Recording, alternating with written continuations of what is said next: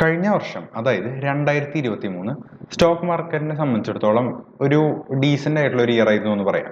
അതായത് വലിയ പ്രശ്നങ്ങളൊന്നും ഉണ്ടായിരുന്നില്ല. നമുക്ക് സ്മോൾ ക്യാപ്പ് തുടങ്ങി ലാർജ് ക്യാപ്പ് വരെ നോക്കിക്കഴിഞ്ഞാൽ തന്നെ ഒരുവിധം ബ്രോഡ് റേഞ്ചിലുള്ള എല്ലാ സ്റ്റോക്കുകളും നല്ല രീതിയിൽ പെർഫോം ചെയ്തിട്ടുണ്ട്. പക്ഷേ 2024 അതായത് ഈ വർഷം ഓൾമോസ്റ്റ് മാർച്ച് തീരാറായി. ഈ വർഷം ഇപ്പോൾ 3 മാസം കഴിയുമ്പോഴും ഒരു ക്വാർട്ടർ കഴിഞ്ഞു എന്ന് വേണമെങ്കിൽ പറയാം, ഒരു ക്വാർട്ടർ കഴിയണമെന്ന് വേണമെങ്കിൽ പറയാം നമുക്ക്. അപ്പോൾ ഈ വർഷം കുറച്ചധികം നല്ലപോലെ വോളറ്റൈൽ ആയിട്ടുള്ള ഒരു ഇയർ ആയിട്ടാണ് മിക്കവരും പ്രഡിക്റ്റ് ചെയ്യുന്നത്. അതായത് കഴിഞ്ഞ വർഷത്തെ മാതിരി നിങ്ങൾ ഏതെങ്കിലും സ്റ്റോക്ക് മേടിച്ചിട്ട് ഹോൾഡ് ചെയ്ത് അത് പ്രോഫിറ്റബിൾ ആവണം എന്ന് നിർബന്ധമൊന്നുമില്ല. സ്റ്റോക്കിന് ക്വാളിറ്റി ഉണ്ടെങ്കിൽ മാത്രം, അല്ലെങ്കിൽ നിങ്ങൾ മേടിക്കുന്ന ഷെയർ ഫണ്ടമെന്റലി സ്ട്രോങ് ആണെങ്കിൽ മാത്രമായിരിക്കും നിങ്ങൾക്ക് ഈ ഒരു വർഷത്തിൽ പ്രോഫിറ്റ് ഉണ്ടാക്കാനായിട്ട് പറ്റുള്ളൂ എന്നാണ് മിക്ക ആളുകളും പറയുന്നത്. എനിക്കും അങ്ങനെ തന്നെയാണ് തോന്നുന്നത്. കാരണം കഴിഞ്ഞ വർഷത്തെ ഒരു ബുൾ റൺ വെച്ചിട്ട്, അല്ലെങ്കിൽ കഴിഞ്ഞ വർഷം പെർഫോം ചെയ്ത് വെച്ചിട്ട് ഈ വർഷം എന്തായാലും അത് ഒരേമാതിരി മുകളിലേക്ക് പോവില്ല. സ്റ്റോക്ക് മാർക്കറ്റ് ഇപ്പോൾ സൈക്ലിക്കൽ ആയിട്ടുള്ള മോഷൻസിലാണ് കടന്നു പോവുക. അപ്പൊ ഈ വർഷം ഈ അപ്വേർഡ് മൂവ്മെന്റിനേക്കാൾ കൂടുതൽ നമുക്ക് കാണാനായിട്ട് സാധിക്കുക സൈഡ് വേസ് മൂവ്മെന്റ് അല്ലെങ്കിൽ ചെറിയ രീതിയിലുള്ള കറക്ഷനുകളും കാര്യങ്ങളൊക്കെ ആയിരിക്കും. അപ്പൊ നല്ല ഫണ്ടമെന്റലി സ്ട്രോങ് ആയിട്ടുള്ള ബിസിനസ്സുകൾ ഹോൾഡ് ചെയ്താൽ മാത്രമാണ് നമുക്ക് പ്രോഫിറ്റ് ഉണ്ടാക്കാൻ പറ്റുള്ളൂ എന്നാണ് എനിക്ക് തോന്നുന്നത്. അതേസമയം അത്തരത്തിലുള്ള ബിസിനസ്സുകൾ, അതായത് ഫണ്ടമെന്റലി സ്ട്രോങ് ആയിട്ടുള്ള ബിസിനസ്സുകൾ കണ്ടുപിടിച്ച് ഇൻവെസ്റ്റ് ചെയ്ത് കഴിഞ്ഞാൽ നല്ല രീതിയിലുള്ള മാർക്കറ്റിനെ ബീറ്റ് ചെയ്തിട്ടുള്ള പ്രോഫിറ്റ്സ് കിട്ടാനായിട്ട് നമുക്ക് നല്ല പോസിബിലിറ്റി ഉണ്ട്. അപ്പൊ ഈ വർഷം ഞാൻ നിലവിൽ 2 സ്റ്റോക്കുകളിലാണ് എൻ്റെ പൊസിഷൻ ബിൽഡ് ചെയ്യാനായിട്ട് ഉദ്ദേശിക്കുന്നത്. നിലവിലാണ് ഞാൻ പറഞ്ഞത്. ഇതിനി മുന്നോട്ട് പോകുമ്പോൾ ചിലപ്പോൾ കൂടുതൽ നല്ല സ്റ്റോക്കുകൾ കിട്ടിയ ആഡ് ചെയ്യാനായിട്ട് എനിക്ക് താല്പര്യമുണ്ട്. ഞാൻ കുറെ വർഷങ്ങളായിട്ട് നിലവിൽ ആഡ് ചെയ്ത് വെച്ചിട്ടുള്ള പോർട്ട്ഫോളിയോ ഉള്ള കുറച്ച് ലോങ് ടേം സ്റ്റോക്കുകൾ ഉണ്ട്. അതിലേക്കും ആവറേജ് ചെയ്യാനായിട്ട് ഉദ്ദേശമുണ്ട്. നിലവിൽ ഞാൻ പുതുതായിട്ട് പൊസിഷൻ ബിൽഡ് ചെയ്യുന്ന 2 സ്റ്റോക്കുകളാണ് ഉള്ളത്.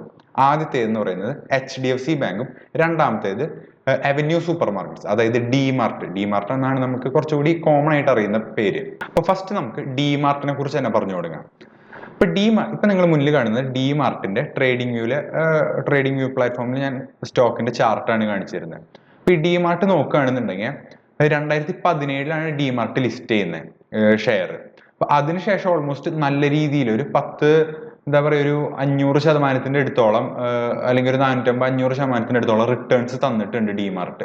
അതിനുശേഷം 2021 അവസാനത്തോട് തൊട്ട് സ്റ്റോക്ക് ഒരു കൺസോളിഡേഷൻ ഫേസിലേക്കാണ് കടന്നിട്ടുള്ളത്. ഇവിടെ നിങ്ങൾക്ക് നോക്കിയാൽ കാണാം, ഈ ഒരു ബോക്സിന്റെ ഉള്ളിൽ, ഈ റേഞ്ചിന്റെ ഉള്ളിൽ ഒരു 5000 to ഒരു 3500 റേഞ്ചിന്റെ ഉള്ളിലാണ് സ്റ്റോക്ക് പിന്നീട് കഴിഞ്ഞ 2-2.5-3 വർഷത്തിന്റെ അടുത്തായിട്ട് സ്റ്റോക്ക് ട്രേഡ് ചെയ്യുന്നത്.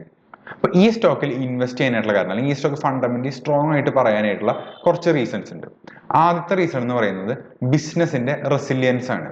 നമ്മൾ നോക്കിക്കഴിഞ്ഞാൽ കുറെ ചെറിയ സൂപ്പർ മാർക്കറ്റുകൾ ഉണ്ട്, അവരായിട്ട് നമുക്ക് ഡി-മാർട്ടിനെ കമ്പയർ ചെയ്യാനായിട്ട് പറ്റില്ല. നമ്മൾ ഡി-മാർട്ടിനെ കമ്പയർ ചെയ്യുന്നുണ്ടെങ്കിൽ ഡി-മാർട്ടിന്റെ തന്നെ പിയേഴ്സ് ആയിട്ടുള്ള റിലയൻസ് റീറ്റെയിൽ, ഫ്യൂച്ചർ റീറ്റെയിൽ, ഇവരൊക്കെ ആയിട്ട് വേണം കമ്പയർ ചെയ്യാനായിട്ട്. അപ്പൊ നമുക്ക് ആ ഒരു കേസ് എടുക്കുകയാണെന്നുണ്ടെങ്കിൽ ഡെഫിനറ്റ്ലി ഒരു കാര്യം ഗ്യാരണ്ടീഡ് ആയിട്ട് പറയാൻ പറ്റുന്നത്, ഡി-മാർട്ട് എന്തുകൊണ്ടും റിലയൻസ് റീറ്റെയിലിനെയും ഈ ഫ്യൂച്ചർ റീറ്റെയിലിനെയും ഒക്കെ ബീറ്റ് ചെയ്തിട്ടുള്ള ഒരു സ്റ്റോക്കാണ്. ആ പ്രൈസിന്റെ കാര്യത്തിലും അതെ, ബിസിനസിന്റെ കാര്യത്തിലും അതെ. സ്റ്റോക്ക് പ്രൈസിന്റെ കാര്യത്തിലാണെങ്കിലും ബിസിനസ് സ്ട്രാറ്റജി അല്ലെങ്കിൽ അവരുടെ ബിസിനസിന്റെ സക്സസിലാണെങ്കിലും ആ കാര്യത്തിൽ നമുക്ക് ഗ്യാരണ്ടി ചെയ്ത് പറയാനായിട്ട് പറ്റുന്ന ഒരു കാര്യം അതാണ്. 2002 ഡി-മാർട്ട് ആദ്യമായിട്ട് അവരുടെ ഫസ്റ്റ് സ്റ്റോർ ഓപ്പൺ ചെയ്യുന്നത്, അവന്യൂ സൂപ്പർ മാർക്കറ്റ്സ്. അപ്പൊ 2002 തൊട്ട് കോവിഡ് തുടങ്ങുന്നത് വരെ 2020 അവർ തുടങ്ങിയിട്ടുള്ള ഒരു സ്റ്റോർ പോലും പൂട്ടിയിട്ടുണ്ടായിരുന്നില്ല. അത് കാണിക്കുന്നതിന്റെ അർത്ഥം അവർ തുടങ്ങുന്ന സ്റ്റോറുകളൊക്കെ സക്സസ്ഫുൾ ആയിട്ട് തന്നെ അവർക്ക് റൺ ചെയ്യാനായിട്ട് പറ്റുന്നുണ്ടെന്നാണ്. അതേസമയം റിലയൻസ് റീറ്റെയിൽ ആണെങ്കിൽ അത് ഫ്യൂച്ചർ റീറ്റെയിലിന്റെ കാര്യം പറയാണ്ടിരിക്കുകയാണ് നല്ലത്. അതൊരു മുങ്ങിക്കപ്പലും ഹരിച്ചൊരു കമ്പനി. ഇപ്പൊ പൊട്ടു എന്ന് പറയുന്ന കാര്യമാണ് ഫ്യൂച്ചർ റീറ്റെയിലിന്റെ അവസ്ഥ ഇരിക്കുന്നത്.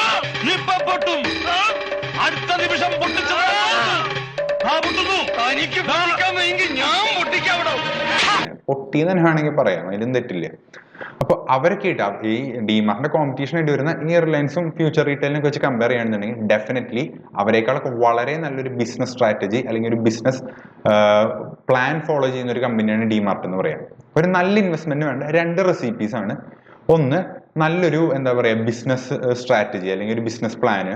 രണ്ടാമത്, നല്ല വാല്യുവേഷൻ ആയിരിക്കണം സ്റ്റോക്ക്.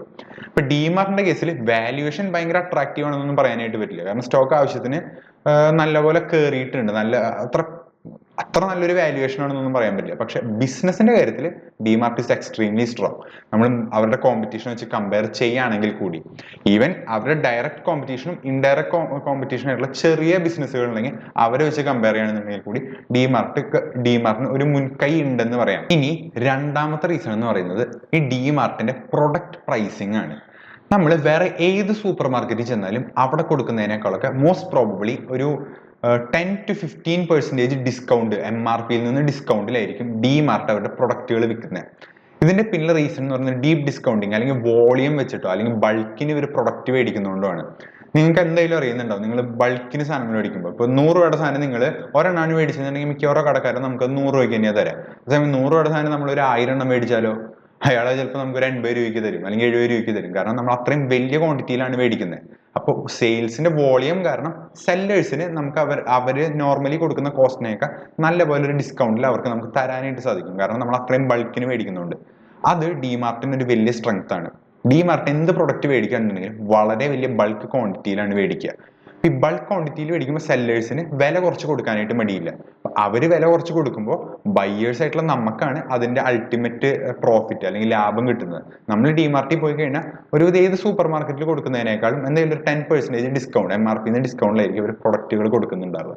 ഈ മൂന്നാമത്തെ റീസൺ എന്ന് പറയുന്നത് നിങ്ങൾക്ക് ചാർട്ടിൽ കാണാൻ പറ്റുന്ന ഒരു കാര്യം തന്നെയാണ്. അതായത് സ്റ്റോക്ക് നിലവിൽ അവരുടെ സ്റ്റോക്കിന്റെ ഹൈ പ്രൈസിൽ നിന്ന് ഒരു 25-30% ഡിസ്കൗണ്ടിലാണ് സ്റ്റോക്ക് നിലവിൽ നിൽക്കുന്നത്. ഇപ്പൊ നമുക്ക് ഇവിടെ നോക്കിക്കഴിഞ്ഞാൽ കാണാം 5800 വരെ സ്റ്റോക്ക് പോയിട്ടുണ്ട്. ഇപ്പൊ നിലവിൽ നിൽക്കുന്ന പ്രൈസ് എന്ന് പറയുന്നത് 4500 റേഞ്ചിലാണ്. അതായത് ഓൾമോസ്റ്റ് 23% ഡിസ്കൗണ്ട്. അത് ഓൾമോസ്റ്റ് നല്ലപോലെ കുറഞ്ഞിട്ട് ഒരു 45% അടുത്തൊക്കെ ലോയിലേക്ക് പോയിട്ടുണ്ട്. അപ്പൊ ഞാൻ മേടിക്കുന്നത് 4100-4000 റേഞ്ചിന് ഇടയിലാണ്. അപ്പോൾ എനിക്ക് ഓൾമോസ്റ്റ് ഒരു 30% അടുത്ത് ഡിസ്കൗണ്ടിൽ സ്റ്റോക്ക് കിട്ടിയിട്ടുണ്ട് അതിന്റെ പീക്കിൽ നിന്ന്. അപ്പൊ അത് DMartനെ വെച്ച് കമ്പയർ ചെയ്യുമ്പോൾ എന്താ പറയുക, ഒരു സേഫ് ബെറ്റ് ആണ് DMart. ഇപ്പോൾ ബാങ്കുകളിൽ HDFC ബാങ്ക് മാതിരിയാ, വല്ലാണ്ട് കുറയൂല എന്നാൽ കൂടുമ്പോഴും അതിനനുസരിച്ച് അതിന്റെ സമയം എടുത്താണ് കൂടുകയും ചെയ്യുള്ളൂ. അപ്പൊ ഒരു റിസ്കി ആയിട്ടുള്ള ഒരു ഇൻവെസ്റ്റ്മെന്റ് ആണ് DMart എന്ന് നമുക്ക് പറയാനായിട്ട് പറ്റില്ല. ഒരു ഡീസെന്റ് ഒരു സേഫ് ഇൻവെസ്റ്റ്മെന്റ് ആയിട്ട് DMartനെ കാണാം. ഈ നിലവിലുള്ള ഈ മാർക്കറ്റ് സിറ്റുവേഷനിൽ ഇത്തരത്തിലുള്ള സേഫ് ആയിട്ടുള്ള ഇൻവെസ്റ്റ്മെന്റുകളിലേക്ക് പോകുന്നതാണ് നല്ലത്. ഇനി അടുത്ത റീസൺ എന്ന് പറയുന്നത് DMartന്റെ ഓൺലൈൻ വെർട്ടിക്കൽ പ്ലാറ്റ്ഫോം ആണ്. നിങ്ങൾ DMart റെഡി എന്ന് പറയുന്ന സംഭവത്തെ കുറിച്ച് കേട്ടിട്ടുണ്ടോ? ഇപ്പോൾ റിലയൻസിന്റെ കേസ് എടുക്കുകയാണെന്നുണ്ടെങ്കിൽ ജിയോ മാർട്ട് എന്ന് നിങ്ങൾ കേട്ടിട്ടുണ്ടോ? കൊറോണയുടെ സമയത്തൊക്കെ നമ്മൾ കുറെ പേര് യൂസ് ചെയ്തിട്ടുണ്ടാവും. കടയിൽ പോയി സാധനം മേടിക്കാൻ പറ്റാണ്ടാവും. ഈ ജിയോ മാർട്ട് എന്ന് പറഞ്ഞിട്ട് റിലയൻസിന്റെ റീറ്റെയിൽ, അതായത് റിലയൻസ് ഈ ജിയോ വഴി സൂപ്പർ മാർക്കറ്റുകളിൽ നിന്ന് നമുക്ക് ഓൺലൈനായിട്ട് സാധനങ്ങൾ മേടിക്കാനായിട്ട് പറ്റിയിരുന്നു അവരുടെ ആപ്പ് യൂസ് ചെയ്തിട്ട്. പക്ഷെ ആ ആപ്പ് ഞാൻ ഡയറക്റ്റ്ലി യൂസ് ചെയ്തിട്ടുള്ള ഒരാളാണ്. ഭയങ്കര മോശം ഒരു ഇന്റർഫേസോ അല്ലെങ്കിൽ ഒട്ടും കൺവീനിയന്റ് ആയിരുന്നില്ല ആ ആപ്പ് വഴി നമുക്ക് പ്രൊഡക്റ്റുകൾ പർച്ചേസ് ചെയ്യാനായിട്ട്. ആദ്യത്തെ കാര്യം, നമുക്ക് വേണ്ട പ്രൊഡക്റ്റുകളെ തപ്പി എടുക്കാനായിട്ട് പറ്റില്ല. ഇനി കണ്ടുപിടിച്ചാൽ തന്നെ ഇതിന്റെ പർച്ചേസ് ചെയ്യുന്ന രീതി അല്ലെങ്കിൽ ആ യൂസർ ഇന്റർഫേസ് ഒക്കെ ഒട്ടും ഇൻറ്റ്യൂറ്റീവ് അല്ലാത്തൊരു ഇന്റർഫേസ് ആയിരുന്നു. നമുക്ക് അതിനേക്കാൾ ഭേദം അവിടെ പോയി മേടിക്കുന്നത് തന്നെയാണ് നമുക്ക് തോന്നിപ്പോകും. കാരണം അത്രയൊരു ബുദ്ധിമുട്ടായിരുന്നു ജിയോ മാർട്ടിന് സാധനങ്ങൾ മേടിക്കാൻ. പക്ഷെ അതേസമയം DMartന്റെ വെബ്സൈറ്റ് ആണ് ഞാൻ നിങ്ങൾക്ക് ഇപ്പോൾ കാണിച്ചു തരുന്നത്. ഈ വെബ്സൈറ്റ് എന്ന് പറയുമ്പോൾ ഭയങ്കര യൂസർ ഫ്രണ്ട്ലി ആണ്. നമുക്ക് സാധനങ്ങൾ എടുക്കാനായിട്ട് കണ്ടുപിടിക്കാനായിട്ടും ഭയങ്കര എളുപ്പമാണ്, മേടിക്കാനായിട്ടും ഭയങ്കര എളുപ്പമാണ്. കുറെ കാലങ്ങളായിട്ട് അവർ ചെയ്യുന്ന ഒരു കാര്യമാണ് DMart റെഡി. നല്ല പോലെ പോളിഷ്ഡ് ആയിട്ടുള്ള ഒരു സോഫ്റ്റ്വെയർ ആണ് DMart റെഡിന്റെ. ഇതിൽ നിന്ന് സാധനങ്ങൾ മേടിക്കാനായിട്ട് ജിയോ മാർട്ടിനെ വെച്ച് കമ്പയർ ചെയ്യുമ്പോൾ കുറെ കൂടി ഈസിയാണ്, അല്ലെങ്കിൽ നമുക്ക് കുറച്ചുകൂടി യൂസർ ഫ്രണ്ട്ലി ആയിട്ടൊരു സംഭവമാണ്. പക്ഷെ നിലവിലുള്ള ഒരു പ്രശ്നം എന്ന് പറയുന്നത് ജിയോ മാർട്ട് ഒരുവിധം ഇന്ത്യയിൽ എല്ലായിടത്തും കിട്ടിയിരുന്നു എന്നുണ്ടെങ്കിൽ DMart അങ്ങനെ എല്ലാ സ്ഥലത്തൊന്നും കിട്ടില്ല. ഇപ്പോൾ ഞാൻ തൃശ്ശൂർകാരനാണ്, ഇപ്പൊ തൃശ്ശൂർ കിട്ടില്ല. അതേമാതിരി എറണാകുളത്ത് അങ്ങനത്തെ നമ്മുടെ കേരളത്തെ ഇല്ല എന്നാണ് എൻ്റെ അറിവ്. പിന്നെ ഇപ്പൊ ഇത് ബാംഗ്ലൂർ, ഹൈദരാബാദ്, ബോംബെ, ഡൽഹി അങ്ങനത്തെ സ്ഥലങ്ങളിലൊക്കെയാണ് DMartന്റെ ഈ ഒരു DMart റെഡി എന്ന് പറയുന്ന സൈറ്റിൽ ഡെലിവറി അവൈലബിൾ ആയിട്ടുള്ളൂ. അപ്പൊ അങ്ങനത്തെ ഒരു പ്രശ്നമുണ്ട്. DMart പതുക്കെ കുറെ സ്ഥലങ്ങളിലേക്ക് വന്നു കൊടുക്കുന്നുണ്ട്. നിലവിൽ ഇത് എല്ലായിടത്തും ഇല്ല, പക്ഷെ ഉള്ള സ്ഥലങ്ങളിൽ പ്രോപ്പർ ആയിട്ട് അവരിത് ഇംപ്ലിമെന്റ് ചെയ്തിട്ടുണ്ട്.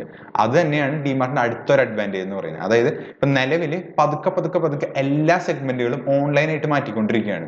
പണ്ട് സിനിമ ടിക്കറ്റ് നമ്മൾ തിയേറ്ററിൽ പോയി എടുത്തിരുന്നുണ്ടെങ്കിൽ ഇപ്പൊ കഴിഞ്ഞ കുറെ വർഷങ്ങളായിട്ട് നമ്മൾ ടിക്കറ്റ് ബുക്ക് ചെയ്യാണ് ചെയ്തിരുന്നത്.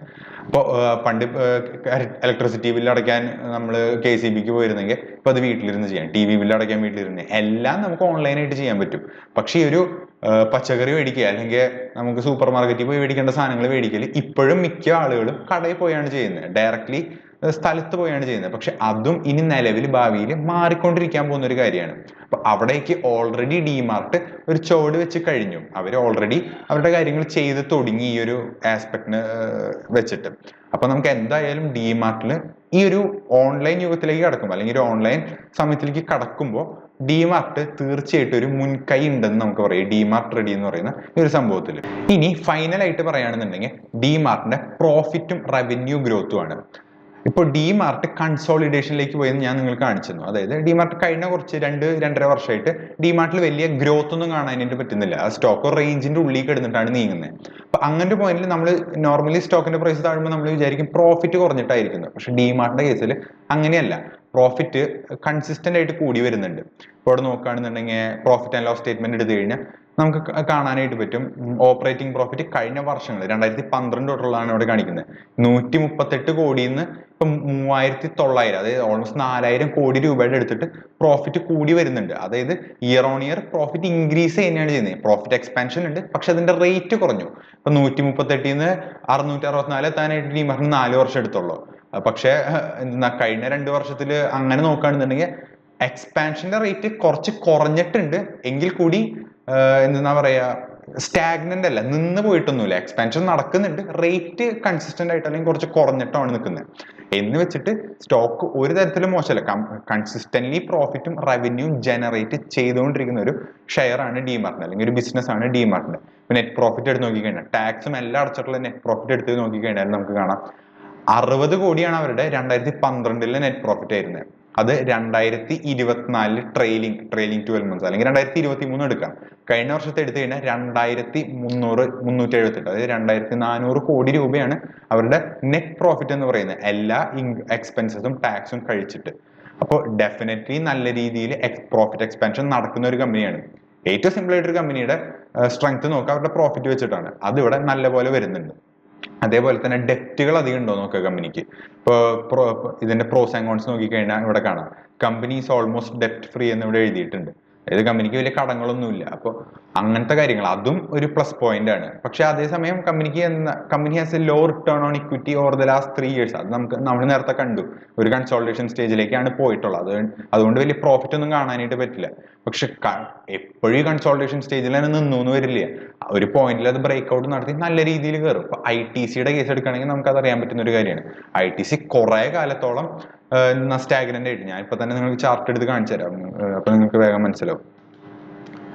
ITC ഒരു വലിയ പീരീഡിൽ സ്റ്റോക്ക് സ്റ്റാഗ്നന്റ് ആയിട്ട്, അല്ലെങ്കിൽ കണ്ടില്ലേ, ഒരു വലിയ കാലയളവിൽ ITC ഒട്ടും പെർഫോം ചെയ്യാതെയാണ് നിന്നിരുന്നത്. ആ ഒരു പോയിന്റിൽ നിന്ന് ITCനെ ഇപ്പൊ നോക്കുകയാണെന്നുണ്ടെങ്കിൽ എത്ര നന്നായിട്ടാണ് കയറി നിൽക്കുന്നത്.